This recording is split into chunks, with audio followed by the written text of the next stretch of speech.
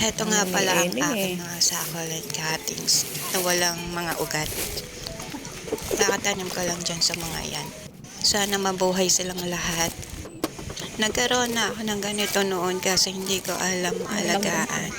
Kaya yun namatay. Ang kikit nila, diba? Ito naman nanilaw yung dahon niya sa baba.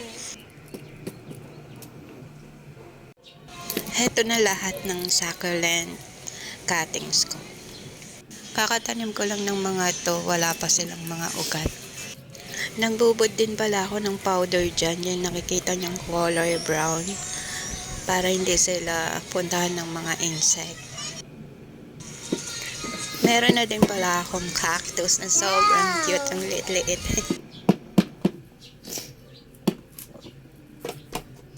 Lahat ng yan hindi ko pa alam mga pangalan nila.